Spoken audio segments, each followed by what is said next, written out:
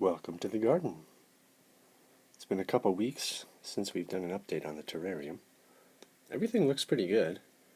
This little guy that was dying back has actually shot up some new points of growth. So things are starting to kind of rebound after a little bit of a low period.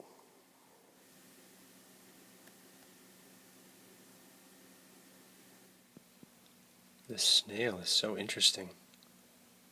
Look at how the shell is kind of translucent. That's so cool. Kind of leaving little specks and stuff around, so I wonder if he's laying eggs.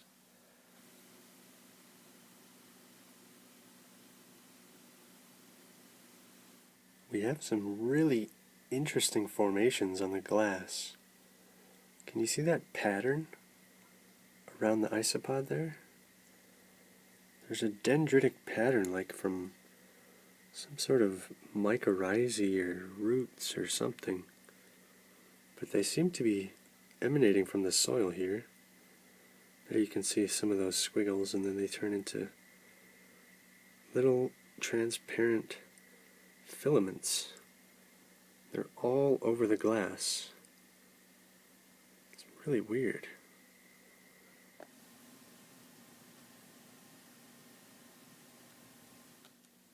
Check out the eerie glow coming from the back of this jar. I've got it in the sun on this half, and like a fiber optic, the light is traveling around because it's not a reflection or anything, it's actually emanating from the glass through the base and through the sides. It's really kind of cool. Looks like it's really illuminated from the bottom or something. Isn't that amazing? It's like a lightsaber.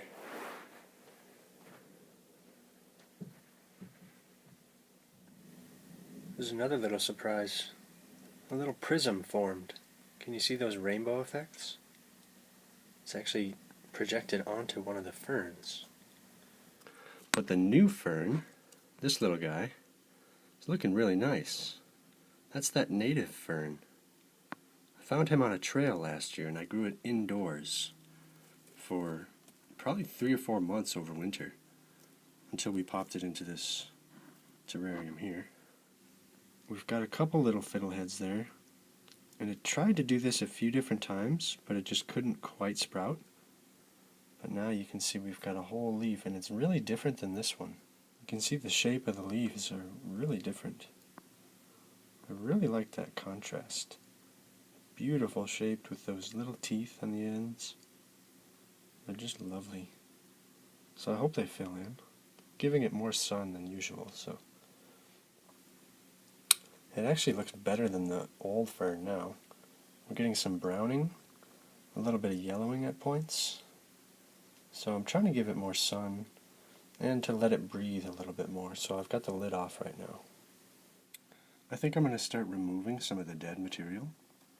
Like this fern frond here is dead, and there's a few little dead leaves around.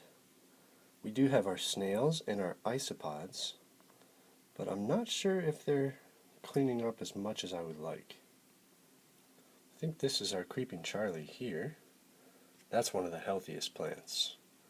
And this little guy appears to be a little leaf buttercup.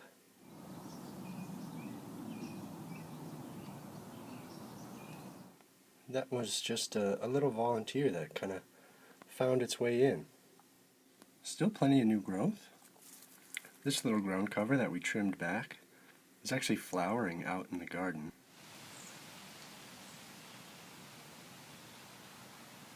So it's a little bit behind here, but we are getting some really good light.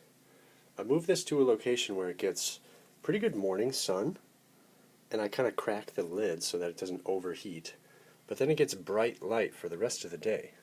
So I think it's in a really good spot. I hope to keep giving you guys updates whenever interesting things happen. Next time we'll probably do some maintenance and remove some of these dead leaves. But until then, thank you all so much for watching this terrarium series, and I hope to see you next time.